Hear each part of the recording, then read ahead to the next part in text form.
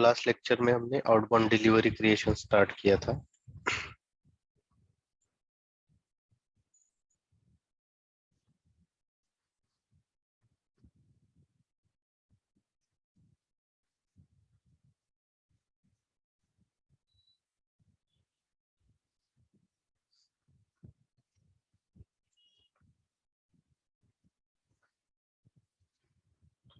तो outbound delivery कौन से टाइप की होती है? एक होती है with reference to sales order, दूसरी होती है without reference to sales order.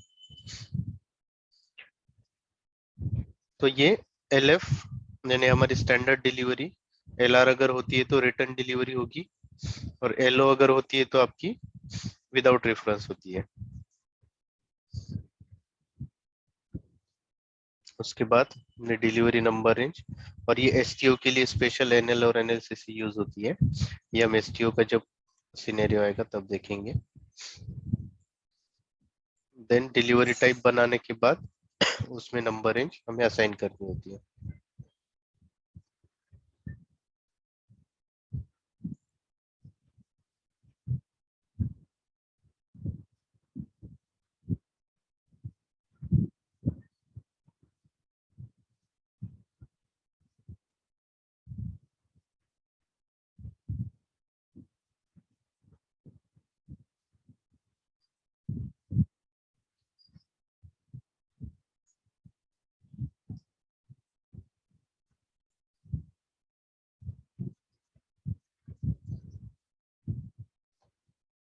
एसपीआरओ, reference implementation guide, logistic execution, shipping,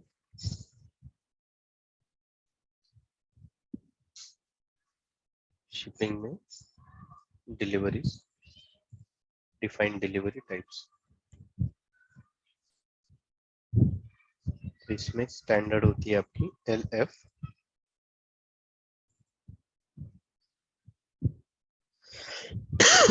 जिसमें डॉक्यूमेंट कैटेगरी के बेसिस पे हम आइडेंटिफाई करते कि ये डिलीवरी टाइप है या कौन सी डॉक्यूमेंट टाइप है। तो इसमें अगर आपको रिटर्न की डिलीवरी होगी तो उसकी डॉक्यूमेंट टाइप भी अलग होती है। तो रिटर्न, जैसे ये रिटर्न ऑर्डर में एच होती है, रिटर्न डिलीवरी में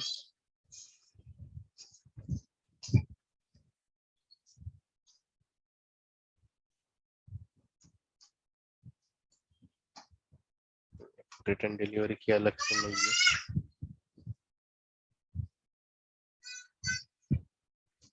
देन नंबर रेंज या ऑर्डर रिक्वायरमेंट, तो जो भी सेल्स ऑर्डर के रेफरेंस से बनेगी यहाँ पर ऑर्डर रिक्वायर्ड होगा।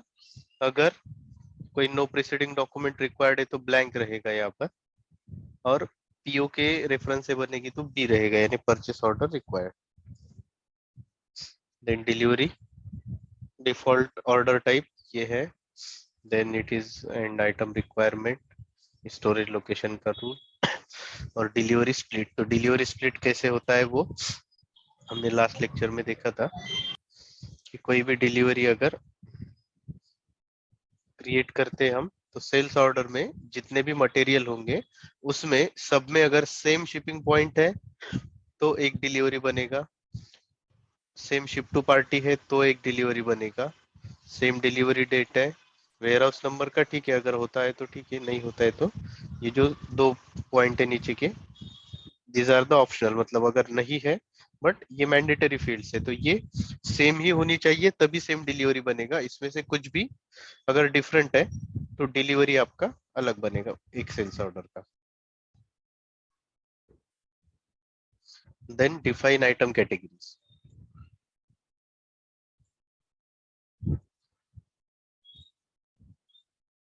तो डिलीवरी की आइटम कैटेगरी स्टैंडर्ड होती है 10, और इसमें ज्यादा कुछ मेंटेन करने की जरूरत नहीं है, बिकॉज ऑलरेडी 10 जो होती है कॉपी होती है हमारी सेल्स ऑर्डर के 10 से। तो यहाँ पर सिर्फ मेंटेनेंस इसीलिए जरूरी है कि डिलीवरी में कुछ इंडिकेटर्स हमें मेंटेन करने हैं, जैसे कि जीरो मटेरियल क्वांटिटी अलाउड करना है कि नहीं करना है, और क्वांटिटी में फिर ये मटेरियल क्वांटिटी के बेस पे सिचुएशनल बेस पे आपको क्या आइडेंटिफायर यानी क्या कंट्रोल सेलेक्ट करना है, तो उसके बेसिस पे आप इसमें से कोई भी कंट्रोल सेलेक्ट कर सकते हो। अगर वेयर हाउस का कंट्रोल है यानी पिकिंग रिलेवेंस रखना है, स्टोरेज लोकेशन रिक्वायर्ड रखना है या ऑप्शनल रखना है, स्टोरेज लोकेशन ऑटोमेटिकली डिटरमाइन करना है, बैच ऑटोमेटिक डिटरमाइन करना है, तो ये सारे कंट्रोल यहाँ पे आप मेंटेन कर सकते हो। इसमें ये NLC और NLN, तो ये STO के लिए यूज होती है आइटम कैटेगरीज। ये होती है NLC और दूसरी होती है NLN, स्टॉक ट्रांसफर। और रिटर्न की केस में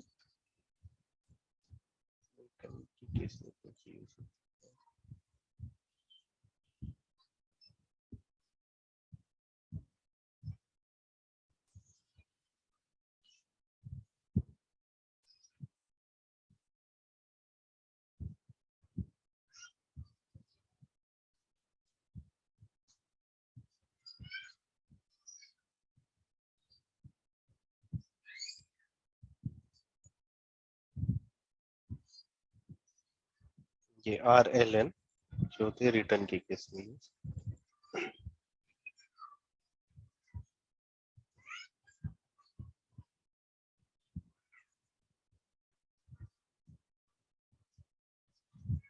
देन आइटम कैटेगरी डिटर्मिनेशन, तो ये सिर्फ item category determination only STO के केस में करना है। नॉर्मल सिनेरियो में टैन का आपको आइटम कैटेगरी डिटर्मिनेशन करने की जरूरत नहीं है, बिकॉज ये ऑलरेडी आपकी सेल्स ऑर्डर से कॉपी होती है। यहाँ पे आप देख भी सकते हो, यहाँ पर पोजीशन में जाके डिलीवरी टाइप क्या है आपकी LF, LF item category group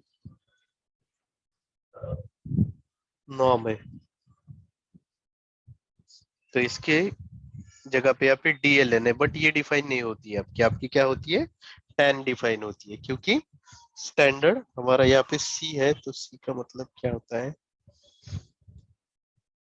यहाँ पर कैटेगरी यूसेज में पता चलेगा हमें।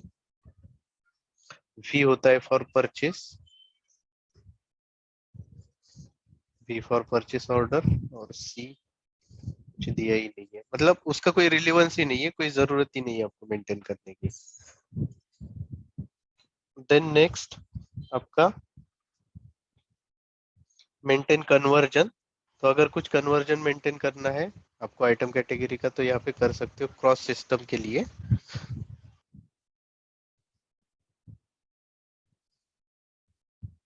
देन बैच डिटर्मिनेशन यानी बैच कंट्रोल्स के लिए, यहाँ पर बैच कंट्रोल असाइन करना है या नहीं करना है। जैसे हमारी कौन सी आइटम कैटेगरी 10, यहाँ पर क्या है, no batch installation. Define reason for blocking, तो ये इंपॉर्टेंट है, define reason for blocking for shipping. तो यहाँ पर जैसे सेल्स ऑर्डर में डिलीवरी ब्लॉक होती है, वैसे डिलीवरी में आप ब्लॉकिंग के रीजन मेंटेन कर सकते हो। जैसे कि हम एक डिलीवरी बना देते हैं,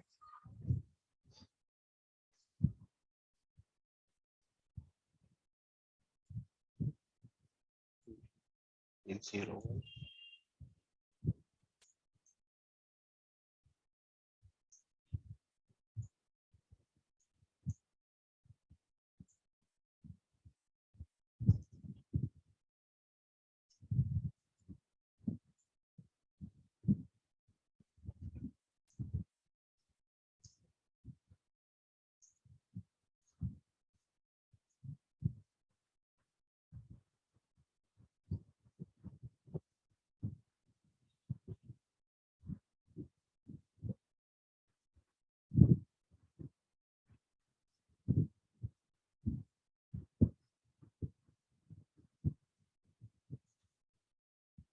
21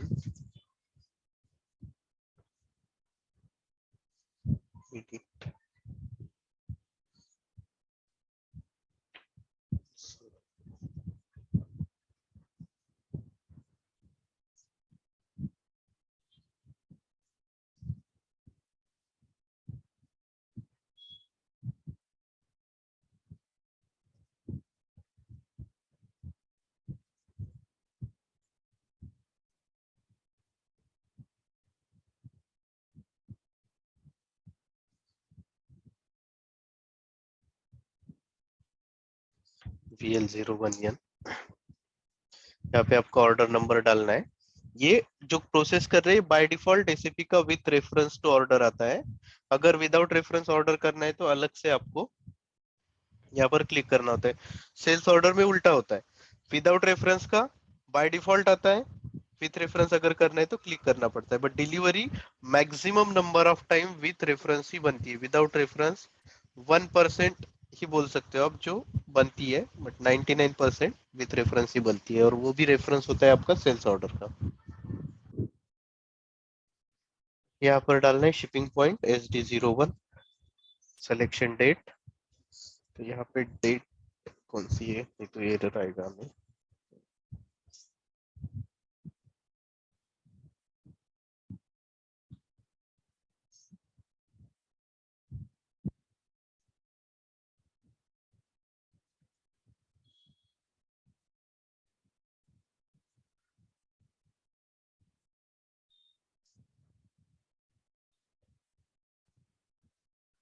देन पिकिंग क्वांटिटी, यहाँ पे फुल्ली पिक हो गया। हम क्या देख रहे थे अभी, स्प्लिट क्राइटेरिया हो गया। ये डिलीवरी ब्लॉक, तो डिलीवरी ब्लॉक का जो रीजन होता है उसके रिगार्डिंग हम देखते थे। तो ये कहाँ पे मेंटेन करते, तो यहाँ पर डिलीवरी में header level and item level दोनों भी लेवल पे आप ये मेंटेन कर सकते हो। एडमिनिस्ट्रेटर, यहाँ पर डिलीवरी ब्लॉक, तो क्रेडिट लिमिट की वजह से, पॉलिटिकल रीजन, बॉटलनेक मटेरियल, अगर आपको कुछ एडिशनली अगर यहाँ पे मेंटेन करना है तो एडिशनली आप मेंटेन कर सकते हो, तो उसके लिए ये ऑप्शन है। तो ये डिलीवरी ब्लॉक फॉर बिलिंग होता है, डिलीवरी ब्लॉक फॉर पिकिंग हो सकता है, डिलीवरी ब्लॉक फॉर प्रिंटिंग हो सकता है, delivery block for goods issue हो सकता है। तो किसी भी रीजन के लिए आप ब्लॉक कर सकते हो। ऑर्डर के लिए ब्लॉक तो यहाँ पे नहीं चलेगा, क्योंकि ऑर्डर के लिए ब्लॉक जो है वो तो ऑलरेडी हमने मेंटेन कर दिया है, वो तो सेल्स ऑर्डर में ही हो जाता है। सेल्स ऑर्डर का जो ऑप्शन है सेम ऑप्शन है, सेम फंक्शनलिटी है, सिर्फ ये ऑर्डर वाला सेल्स ऑर्डर के लिए यूज होता है, ये प्रिंटिंग का दोनों के लिए कॉमन रहेगा, सेल्स ऑर्डर प्लस डिलीवरी के लिए। But delivery due list, picking and goods issue, these are specifically for delivery, क्योंकि डिलीवरी क्रिएशन के बाद की प्रोसेस है ये तीनों, तो ये तीनों के लिए आप यहाँ पे मेंटेन कर सकते हो। तो अगर आपको कस्टम कुछ बनाना है कुछ अलग से, तो आप किसी को भी कॉपी करके एक नया आपका बना सकते हो, जैसे चेंजेस इन क्वांटिटी, या फिर इसको कॉपी करके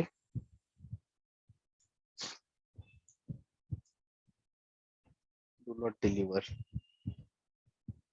ये सब टिक लगा सकते हो आप, जो भी हर एक का अलग अलग मीनिंग है। जैसे ऑर्डर से डिलीवरी ब्लॉक हो जाएगा, उसके बाद यहाँ पे कंफर्मेशन, यानी आपका ऑर्डर का क्वांटिटी जो कंफर्म होता है वो कंफर्मेशन ब्लॉक हो जाता है इससे।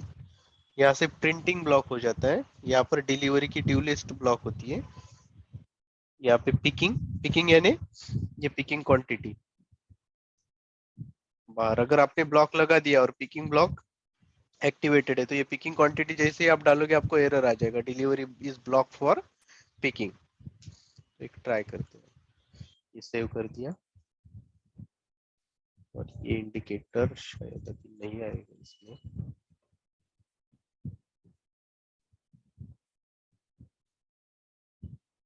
नहीं आया, फिर से सेशन PL01।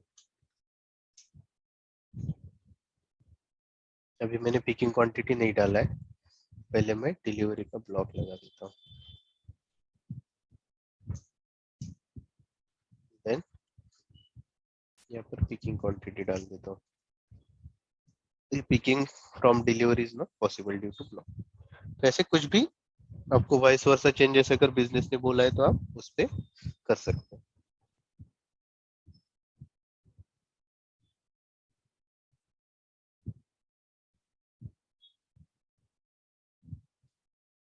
देन ये नंबर रेंज डिलीवरी का सेम जैसे आपका सेल्स ऑर्डर का है वैसे डिलीवरी का नंबर रेंज रहेगा, फ्रॉम एंड टू, और ये नंबर रेंज का आपका नंबर रहता है।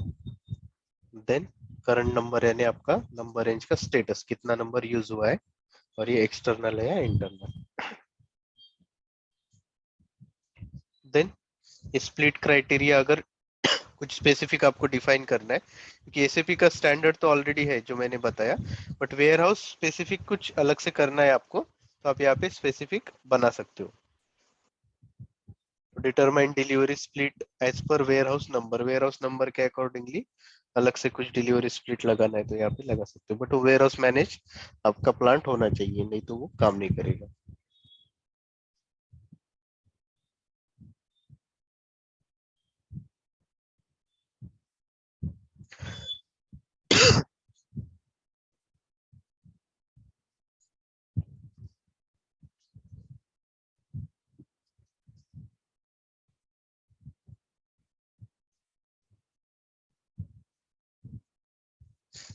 देन ये क्रॉस एप्लीकेशन डॉक्यूमेंट नंबरिंग, ये सिर्फ थर्ड पार्टी के केस में काम आता है। स्टैंडर्ड मतलब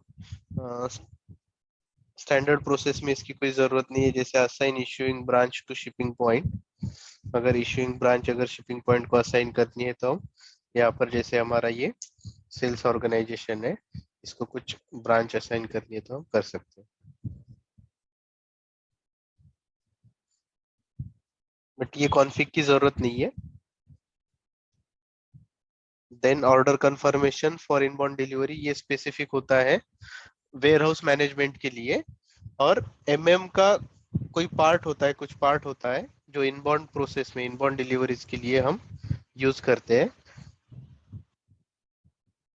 उसमें ये यूज होता है। जैसे प्लांट स्टोरेज लोकेशन और कंफर्मेशन कंट्रोल, अगर कुछ कंफर्मेशन करना है तो ये कैटेगरी के बेसिस पे, तो परचेस परचेस ऑर्डर की ये कैटेगरी है, परचेस ऑर्डर के बेसिस पे ये, तो ये जो इंटरनल एसटीओ होता है उसके केस में ये यूज करते हैं, एसडी रिलेवेंट नहीं है।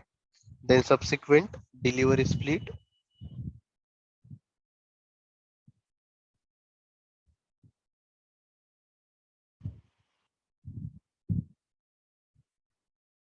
तो जैसे कोई स्पेसिफिक प्रोसेस स्पेसिफिक आपको डिलीवरी स्प्लिट का अलग से कुछ क्राइटेरिया असाइन करना है, ये चारों तो स्टैंडर्ड है।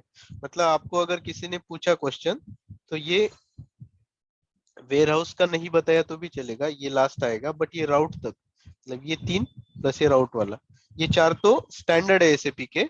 बट इसके अलावा अगर कुछ आपको स्पेसिफिक स्प्लिट क्राइटेरिया बनाना है तो यहाँ पे आप अलग से बना सकते हो। तो डिलीवरी टाइप के बेसिस पे कर सकते हो, ग्रुप ऑफ डिलीवरीज, यानी डिलीवरी टाइप का कोई ग्रुप बना के वो पर्टिकुलर ग्रुप के लिए आप अलग से क्राइटेरिया बना सकते हो। जैसे यहाँ पे स्टैंडर्ड ये डिलीवरी स्प्लिट क्राइटेरिया एलई के लिए अलग से बना है, प्लानिंग वाली डिलीवरीज के लिए अलग से बना है, ये एलई वाला है। तो एलएफ डिलीवरी क्वांटिटी के बेसिस पे, then do not split delivery group, तो ये क्वांटिटी के बेसिस पे, यानी अगर कोई जीरो क्वांटिटी है तो वो स्प्लिट हो जाएगा, यानी वो डिलीवरी क्रिएट ही नहीं होगा, वो मटेरियल वो डिलीवरी से गायब हो जाएगा। तो ये क्राइटेरिया है। तो ये अगर ठीक नहीं होता है तो क्या होता है कि वो मटेरियल भी आपकी डिलीवरी में आ जाएगा अगर उसका क्वांटिटी जीरो है तो।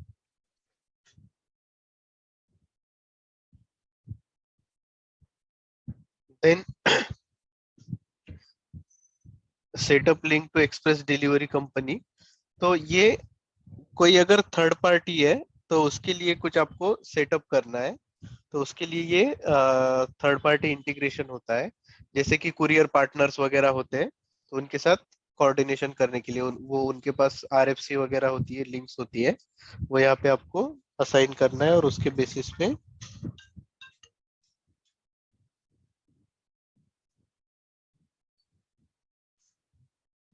आप ये यूज कर सकते हो।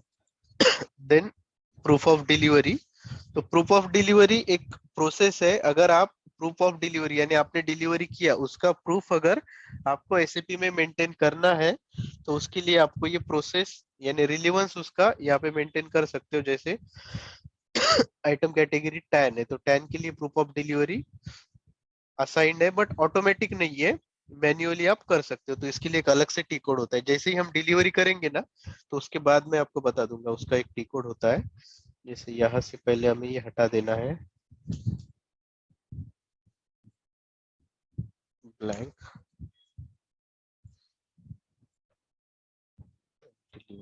क्वांटिटी पोस्ट गुड्स इशू,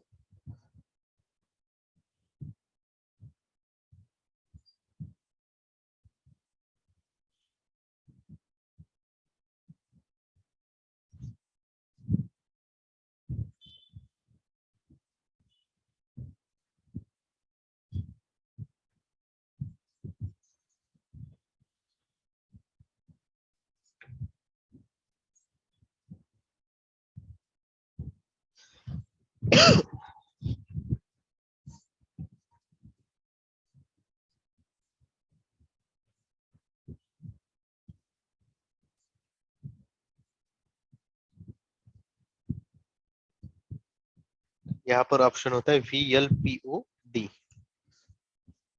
तो इसमें आपको डिलीवरी नंबर डालना है, बट ये जब आपका बिलिंग होगा ना उसके बाद ही ये होता है। तो यहाँ पर क्या है, no proof of delivery expected for delivery document, तो इसके लिए जरूरी नहीं है।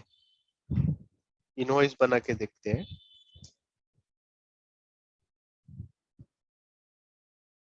हाँ, और इसके अलावा प्रूफ ऑफ डिलीवरी के लिए दूसरा एक सेटिंग होता है XT02। ये आपका कस्टमर में एक ऑप्शन आता है सेल्स एरिया डेटा में शिपिंग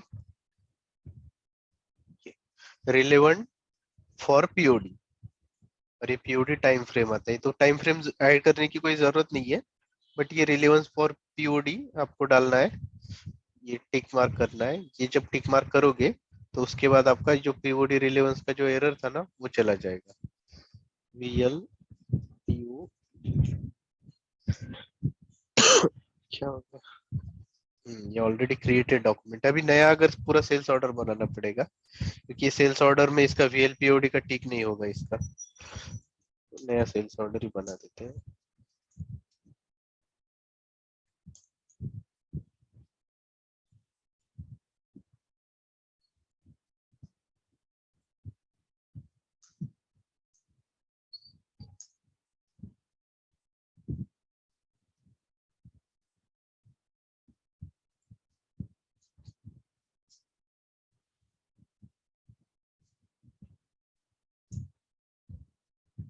गैप की PGI और इसका VLPOD अभी शायद हो जाएगा। हाँ, तो इसमें क्या होता है, अगर कुछ गलती से आपने 10 क्वांटिटी भेजा, 10 में से एक क्वांटिटी कम ज्यादा निकला, तो वैसे तो होता नहीं, उसके लिए रिटर्न का प्रोसेस होता है, बट कुछ क्वांटिटी का छोटा मोटा डिफरेंस है और वो आपको एडजस्ट करना है, उसमें कुछ स्पेसिफिक करना नहीं है। तो वो केस में आप रीजन डाल सकते हो यहाँ पर, और वो क्वांटिटी का डिफरेंस ऑटोमेटिकली पोस्ट हो जाता है। जैसे ओवर डिलीवरी यानी ज्यादा डिलीवर हो गया तो ये ओवर डिलीवरी वाला सेलेक्ट करना है, अगर कम हो गया तो अंडर डिलीवरी। अभी तो एक ही क्वांटिटी है, उसमें क्या ही हम ओवर डिलीवरी कर सकते हैं।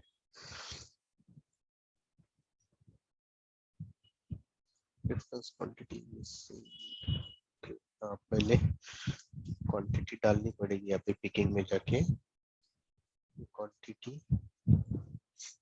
बट एक्चुअल डिफरेंस ही नहीं है ना इसमें, तो वो नहीं होगा।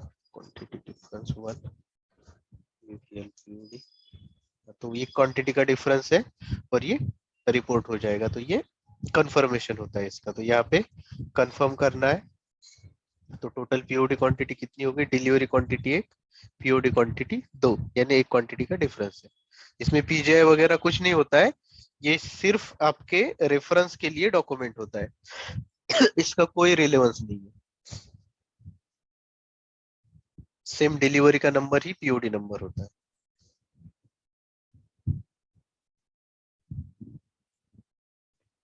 देन नेक्स्ट है हमारा बेसिक शिपिंग फंक्शन। तो ये तो हो गया सब डिलीवरी रिलेटेड। अभी डिलीवरी के अलावा भी कुछ शिपिंग के फंक्शंस है, तो उसमें क्या क्या फंक्शंस है, कुछ हमने ऑलरेडी देखे थे, कुछ अभी देखने हैं हमें। तो ये है पार्ट बेसिक शिपिंग फंक्शन का। इसमें फर्स्ट आता है आपका shipping point and goods receiving point determination.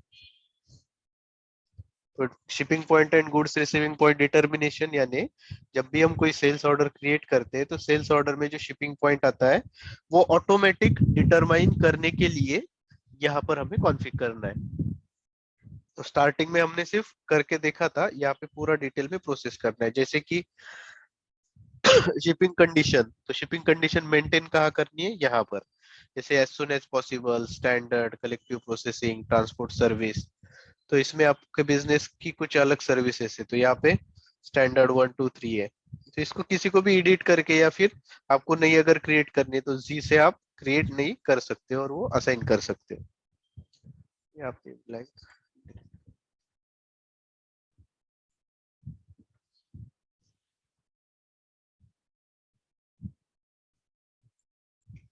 Then next, shipping condition by sales document type. तो इसमें कैसा होता है कि दो ऑप्शंस होते हैं।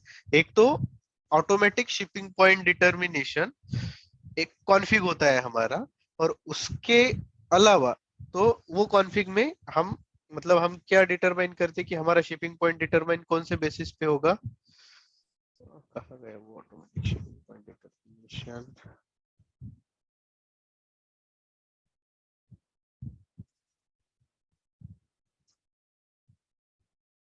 हाँ ये, तो पहले होता है हमारा कस्टमर में जो शिपिंग कंडीशन है वो, दूसरा आता है हमारा लोडिंग ग्रुप, तीसरा आता है हमारा प्लांट, चौथा हमारा यानी शिपिंग पॉइंट जो हमें डिटरमाइन करना है वो। तो ये डिटरमाइन करने के लिए जो शिपिंग कंडीशन होता है, ये शिपिंग कंडीशन आपका एक तो आता है यहाँ से कस्टमर मास्टर से। बट अगर ऑलरेडी आपने आपकी डॉक्यूमेंट टाइप को, जैसे आपकी डॉक्यूमेंट टाइप ओआर है तो ओआर में ब्लैंक है, बट अगर आप सीएस या दूसरी कोई डॉक्यूमेंट टाइप देखोगे तो उसमें ऑलरेडी डिटरमाइन होता है यहाँ पर 10। तो ये केस में क्या होता है, सिस्टम आपको एक तो गलत शिपिंग पॉइंट डिटरमाइन करता है, या फिर आपका अगर कॉन्फिग नहीं है तो वहां पे आपको एरर दे देता है। तो वहां पे आपको क्या करना है कि सेल्स ऑर्डर में जाके वो चेंज करना है। और अगर बिजनेस का रिक्वायरमेंट है कि नहीं मैं बार बार चेंज नहीं करूंगा, मेरा जो कस्टमर में है वही फ्लो होना चाहिए, तो यहाँ से सीधा आप इसको हटा दो। तो ये भी एक ऑप्शन होता है। देन लोडिंग ग्रुप आपको डिफाइन करना है, तो ये लोडिंग ग्रुप यहाँ पे हम डिफाइन करते हैं, बट मेंटेन कहाँ पर करते हैं, कोई बता सकता है।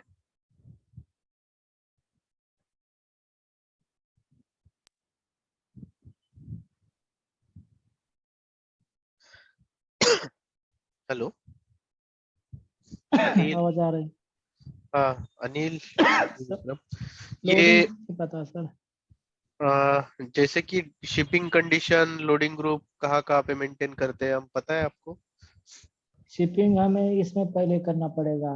प्लांट में जो होता है लोकेशन वहाँ एक sales sales registry initial phase में हमने जो किया था ना, करेक्ट। एंटरप्राइज स्ट्रक्चर में वहाँ हमें मेंशन करना पड़ेगा उसको पूरा।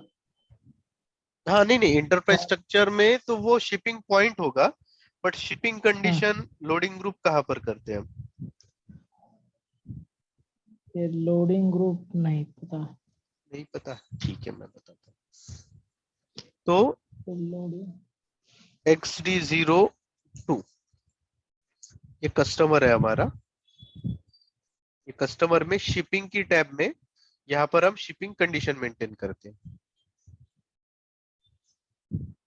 ठीक है, ये आपको याद रखना है। मैंने इसीलिए पूछा क्वेश्चन आपको क्योंकि इंटरव्यू में पूछते हैं, तो ये याद रखना पड़ेगा आपको। Customer master, sales area data, उसके अंदर शिपिंग की टैब, शिपिंग के टैब में शिपिंग कंडीशन, देन MM02।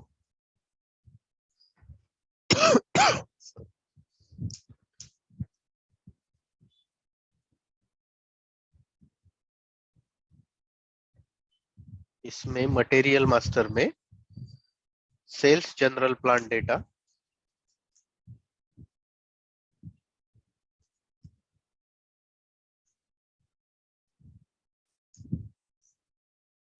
इसमें यहाँ पर होता है हमारा लोडिंग ग्रुप।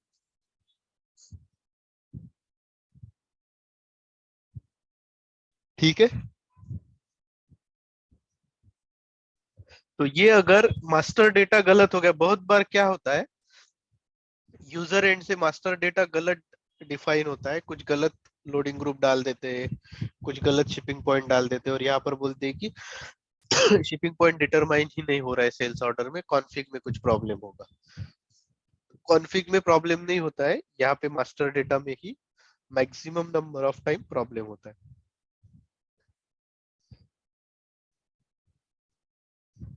वो प्लांट कहाँ से आता है ये भी देखा था हमने पहले, कस्टमर मटेरियल इन्फो रिकॉर्ड, मतलब सेल्स ऑर्डर से आता है यहाँ पर, बट सेल्स ऑर्डर में कहाँ से आता है, कस्टमर मटेरियल इन्फो रिकॉर्ड से, देन कस्टमर मास्टर से एंड मटेरियल मास्टर से।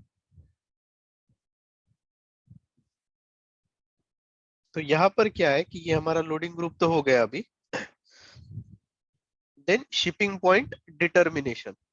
तो शिपिंग पॉइंट डिटर्मिनेशन में दो ऑप्शन होते हैं, एक होता है जो हमने देखा वो वाला, बट दूसरा एक ऑप्शन होता है storage location dependent shipping point.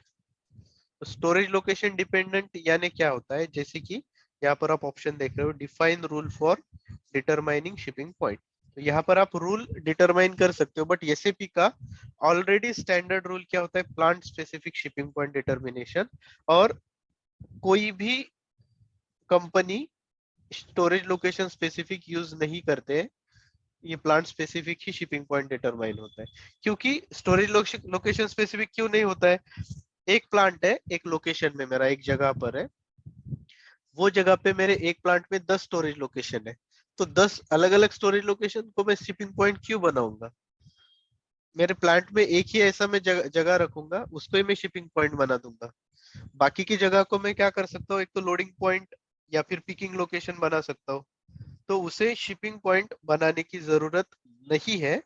But ware house management अगर होता है, तो वेयर हाउस अगर बड़ा है, जैसे ये बड़ी बड़ी कंपनीज है जो स्पेसिफिकली वेयर हाउस मैनेजमेंट के लिए ही काम करती है, तो उनके यहाँ पे अगर इम्प्लीमेंटेशन हो रहा है एसएपी, तो वहां पर पॉसिबिलिटी है कि आपका storage location specific shipping point determine हो सकता है। बट नॉर्मली कोई भी जो रेगुलर कंपनीज है जो खुद एसएपी चलाती है, वहां पे कभी भी आपका स्टोरेज लोकेशन स्पेसिफिक नहीं होगा, प्लांट स्पेसिफिक ही होगा।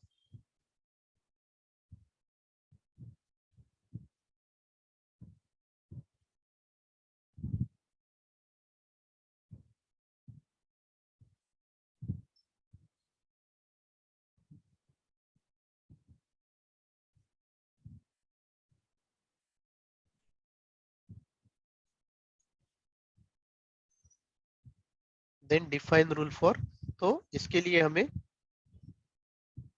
रूल मेंटेन करना है। तो ये स्टैंडर्ड रूल है, जैसे ये डिलीवरी फॉर ये सब कॉन्ट्रैक्टिंग,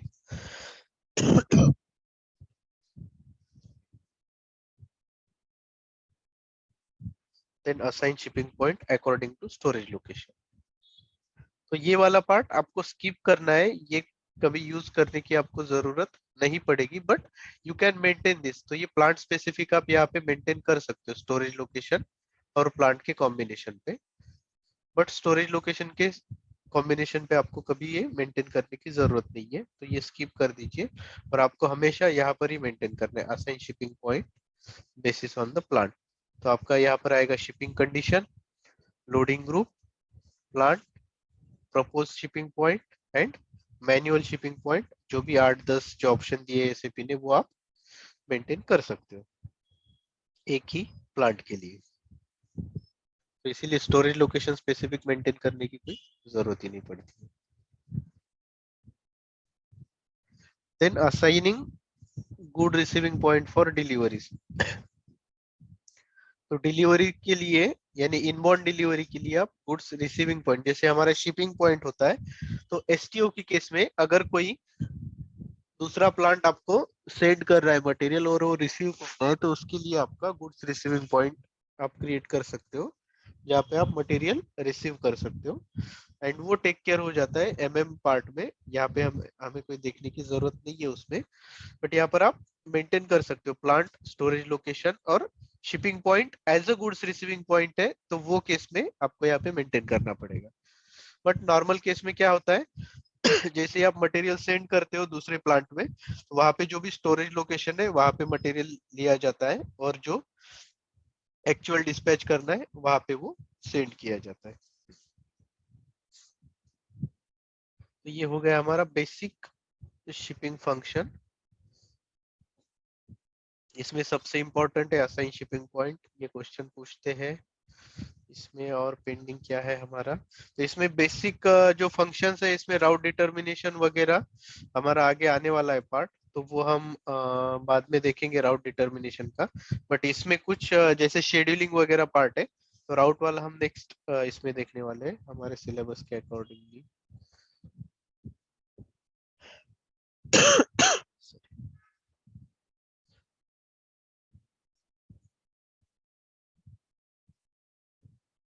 इसमें बेसिक फंक्शन, क्योंकि ये पूरा बेसिक फंक्शन हमारा पेंडिंग है, तो इसमें जैसे फ्री गुड्स डिटर्मिनेशन होगा, रेवेन्यू अकाउंट, पार्टनर, आउटपुट, तो इसमें आपका राउट डिटर्मिनेशन आ जाएगा, तो वो स्पेशल पार्ट देखेंगे हम। अभी हमें देखना है शेड्यूलिंग।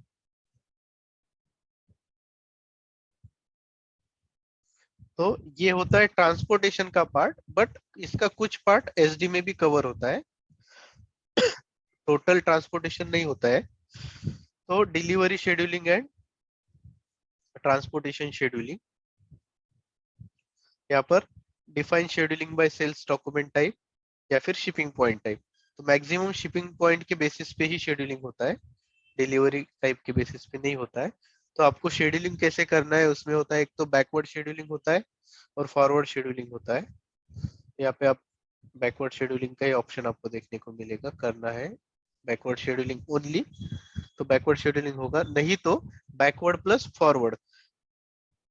तो जैसे हमारी ऑर्डर टाइप है ओआर, तो इसमें क्या है, डिलीवरी शेड्यूलिंग का टिक एक्स है, ट्रांसपोर्टेशन शेड्यूलिंग का टिक है यहाँ पर, और बैकवर्ड शेड्यूलिंग ब्लैंक है। तो बैकवर्ड शेड्यूलिंग और फॉरवर्ड शेड्यूलिंग क्या होता है, तो जैसे मैं एक सेल्स ऑर्डर क्रिएट करता हूँ VA01,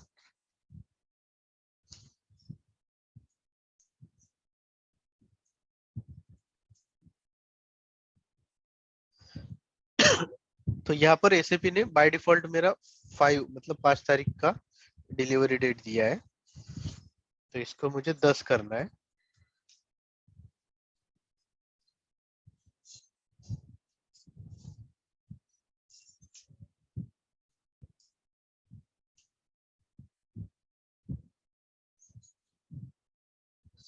यहाँ पर शेड्यूल लाइन, तो यहाँ पर 5 है, इसको भी चेंज कर देते हैं 10, और यहाँ पर जाते हैं शिपिंग। तो आपका डिलीवरी डेट क्या है, 10 तारीख है। तर याच्यामध्ये इसमें क्या होता है कि पहले आपका आता है मटेरियल अवेलेबिलिटी डेट, किस दिन आपका मटेरियल अवेलेबल होगा। तो जैसे आपको 10 को डिलीवरी करना है, यहाँ पर 6 को अवेलेबल होगा, 7 को आप गाड़ी में लोड करोगे मटेरियल, ट्रांसपोर्टेशन का प्लानिंग भी उस दिन ही होगा। देन 8 को आपका गुड्स इशू हो जाएगा, और 10 को डिलीवरी हो जाएगा। तो ये होता है शेड्यूलिंग। तो सेम आपका डिलीवरी में भी होता है, तो डिलीवरी में ये सेल्स ऑर्डर का है, और डिलीवरी में सेम इसके बेसिस पे ही होगा।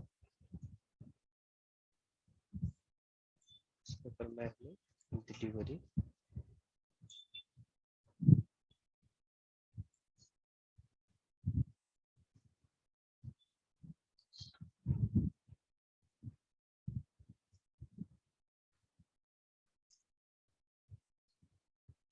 यहाँ पर हेडर डेटा, यहाँ पर आप देख सकते हो,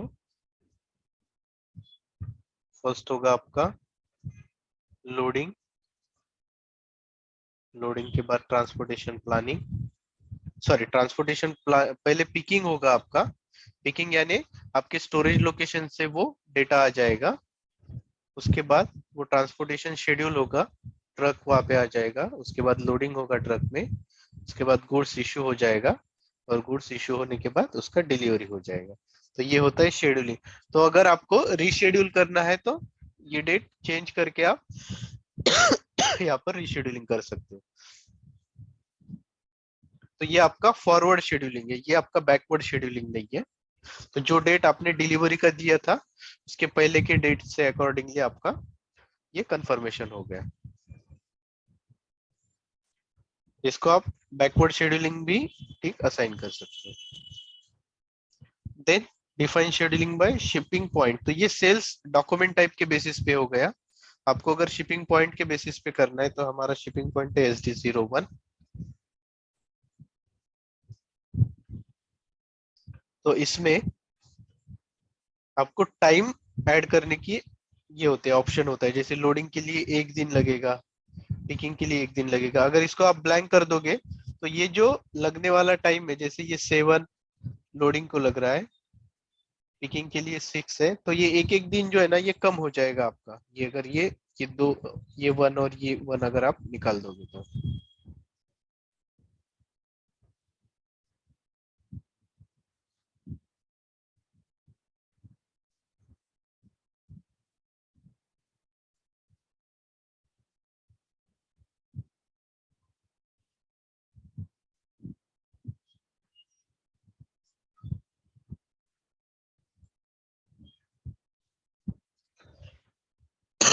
then maintain working hours,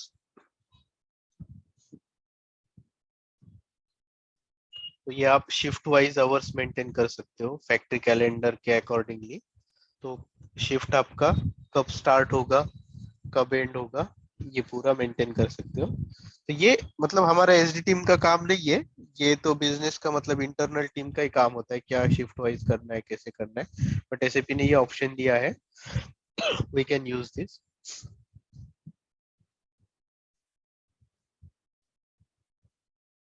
maintain duration, वो शिफ्ट का ड्यूरेशन भी मेंटेन कर सकते हैं यहाँ पर शिपिंग पॉइंट वाइज।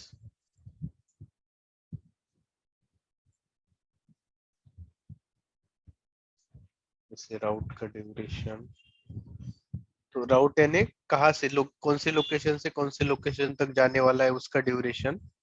उसके बाद अगर आपको शिपिंग पॉइंट का ड्यूरेशन डालना है यहाँ पर शिपिंग पॉइंट वाइज पिकिंग का, और यहाँ पर शिपिंग पॉइंट वाइज लोडिंग का ड्यूरेशन। तो इतना आता है आपका शेड्यूलिंग में। देन अवेलेबिलिटी चेक, आपका कंट्रोल ये होगा, कवर होगा इसमें ही, ये availability check and transfer of requirement, जो ये हम बेसिक फंक्शन देखने वाले हैं उसमें। बाकी डिलीवरीज देखा है, कॉपी कंट्रोल ऑलरेडी हमने देखा ही है कि सेल्स ऑर्डर से डिलीवरी और डिलीवरी से बिलिंग, ये 2 कॉपी कंट्रोल्स होते हैं।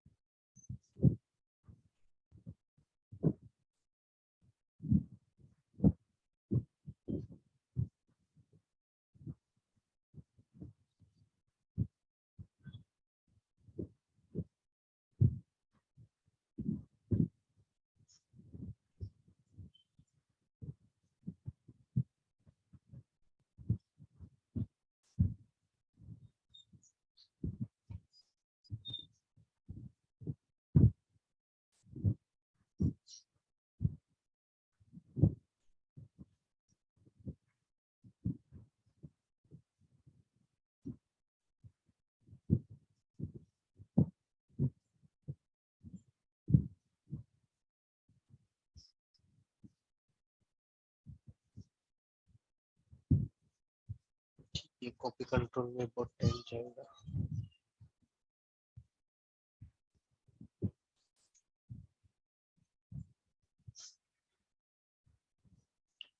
लॉजिस्टिक एग्जीक्यूशन, शिपिंग, तो इसमें अभी picking, packing group delivery, delivery list, work list.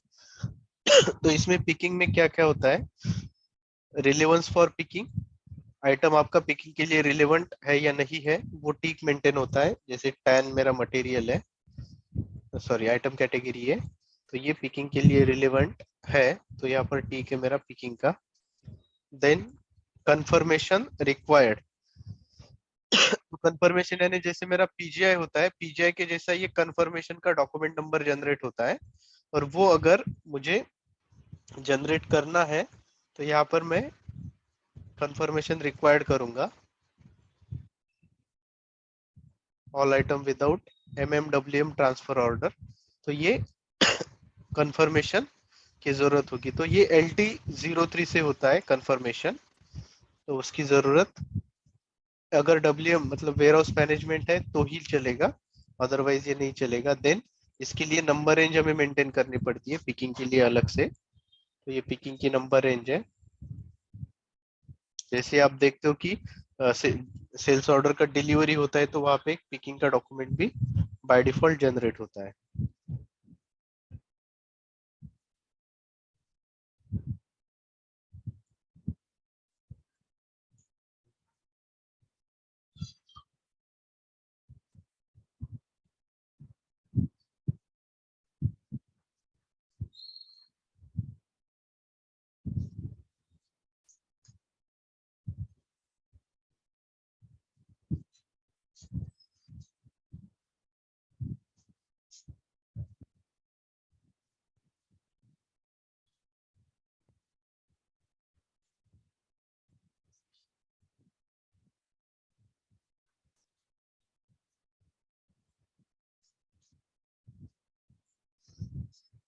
This is picking request number, तो 22 स्टार्ट हुआ है।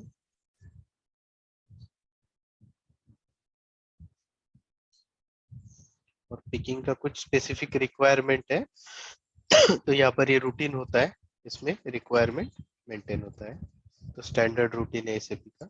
और ये लीन वेयर हाउस मैनेजमेंट, ये पूरा वेयर हाउस मैनेजमेंट के लिए यूज होता है, सो इसमें हमें जाने की जरूरत नहीं है। देन होता है पैकिंग, तो पैकिंग में एक HU यानी हैंडलिंग यूनिट का एक स्पेशल ऑप्शन ही होता है, तो इसके लिए नंबर रेंज जनरेट करनी होती है पैकिंग के लिए, standard number range. Then packing control by item category, तो आपकी आइटम कैटेगरी को पैकिंग असाइन करनी है या नहीं है, तो यहाँ पर क्या है कि पैकिंग कंट्रोल इज ब्लैंक, तो पैकिंग कैन बी पैक यानी पैकिंग करने की जरूरत नहीं है। तो ये सेम ऑप्शन हम जब आइटम कैटेगरी डिटर्मिनेशन करते हैं वहां पर भी हमें मिलता है, सेम ही ऑप्शन यहाँ पर भी हमें दिया गया है। Define requirement of packing in delivery, तो ये डिलीवरी टाइप में ऑप्शन है, यहाँ पर रिक्वायरमेंट है 112। देन पैकिंग की मटेरियल टाइप क्या रहेगी वो यहाँ पर डिफाइन रहेगी, वो होती है VERP, ये डिफरेंट डिफरेंट मटेरियल टाइप है, तो VERP होती है स्टैंडर्ड पैकिंग, तो नहीं है शायद से, ठीक है, ये पैलेट भी यूज कर सकते हैं। Then define material group with packing material, packing का मटेरियल ग्रुप्स है। देन अलाउड पैकिंग मटेरियल, तो ये असाइनमेंट है कि आपका जो पैकिंग का मटेरियल है, मटेरियल ग्रुप है, वो पैकिंग टाइप के साथ असाइन होगा, तो ये अलग अलग पैकिंग टाइप से, तो ये मटेरियल ये इतने सारे पैकिंग ग्रुप के पैकिंग टाइप के साथ असाइन है, तो ये हर एक का यानी पैलेट्स के लिए यार्ड मैनेजमेंट, उसके बाद ट्रेलर, पैलेट्स, ये सभी के लिए हम यूज कर सकते हैं। देन हैंडलिंग यूनिट का एक सप्लीमेंट्री, अगर हैंडलिंग यूनिट कुछ बनाना है तो हैंडलिंग यूनिट यानी ऐसा यूनिट होता है जो रिटर्नेबल पैकिंग के लिए हम यूज कर सकते हैं, या फिर कुछ स्पेसिफिक कॉन्फ़िग होता है जो इसमें यूज होता है, जो मेक टू ऑर्डर सिनेरियो में यूज होता है हैंडलिंग यूनिट का, उसमें हम पीपी एंड एसडी का जो इंटीग्रेशन होता है उसके थ्रू हम ये सप्लीमेंट्री हैंडलिंग यूनिट मेंटेन कर सकते हैं। ये कुछ कॉन्फ़िग मेंटेन करने की जरूरत नहीं है, ये सिर्फ डॉक्यूमेंटेशन ही है। पैकिंग, तो पैकिंग यहाँ पर हम एक एग्जांपल लेते हैं, जैसे VL02N एंटर एक्स्ट्रास चेंज। नहीं, अभी पीजे हो गया तो शायद पैकिंग नहीं होगा इसका, इसको एक नया ही बनाना पड़ेगा। रिवर्स भी ले सकते हैं, BL09 एग्जीक्यूट।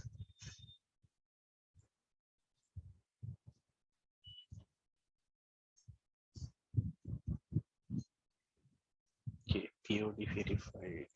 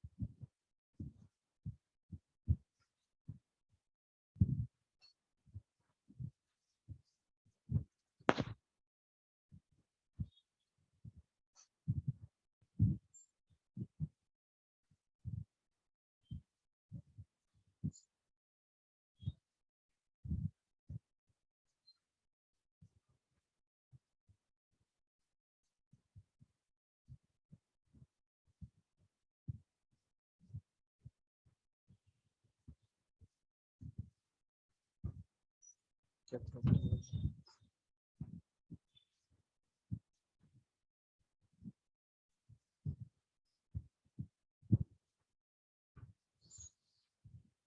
कैंसिल नहीं होगा, ठीक है, नया ही बना देते हैं VL01।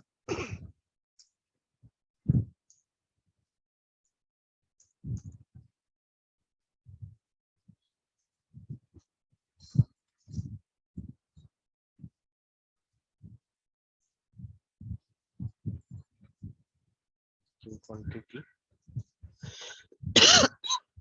यहाँ पर पैकिंग का एक ऑप्शन होता है एक्स्ट्रास।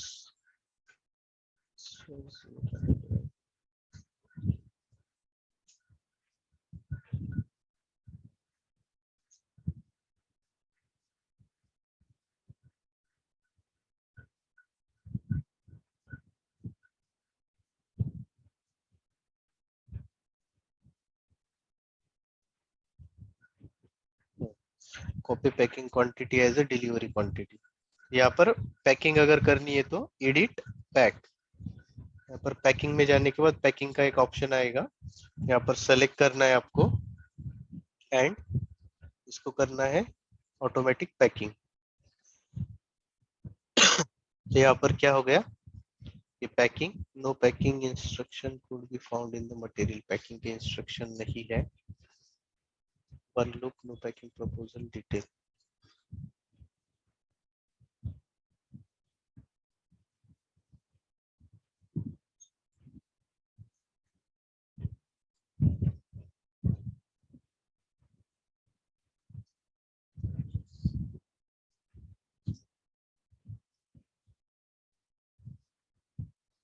मटेरियल को packing material not maintain for material, कि पैकिंग ग्रुप में मेंटेन करना पड़ेगा। 02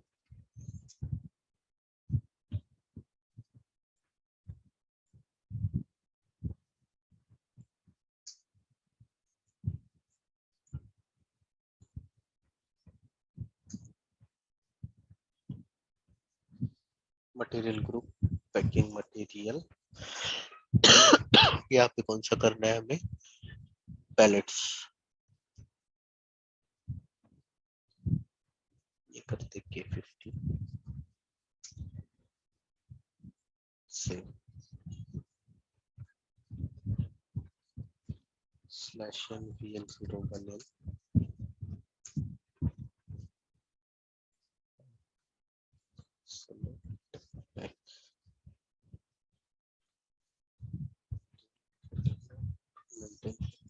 तो कर ही दिया।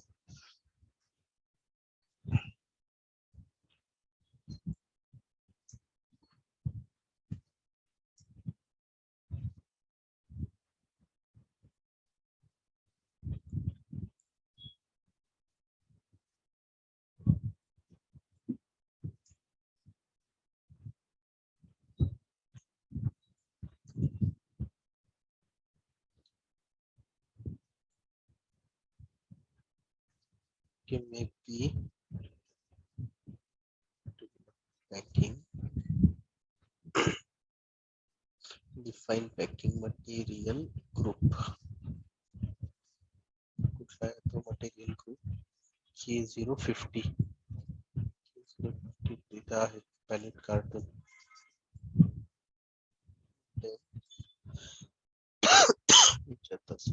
K050 आहे material type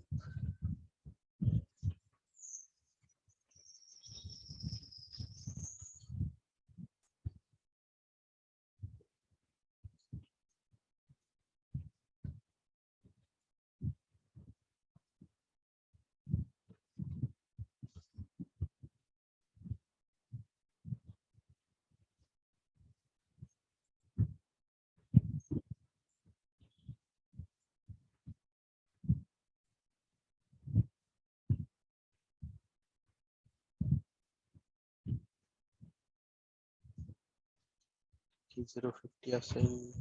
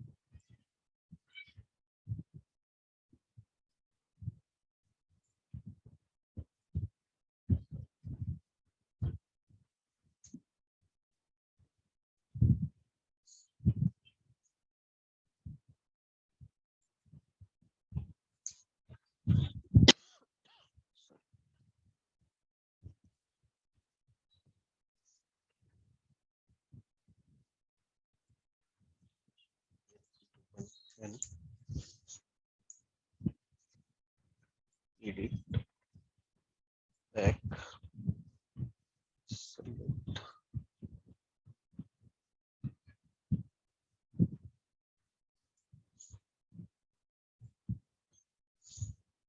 काहीतरी प्रॉब्लेम आहे ठीक आहे मी चेक करतो हे पॅकिंग रिलेटेड काय प्रॉब्लेम आहे ते so we will check in next lecture whether log आलेला आहे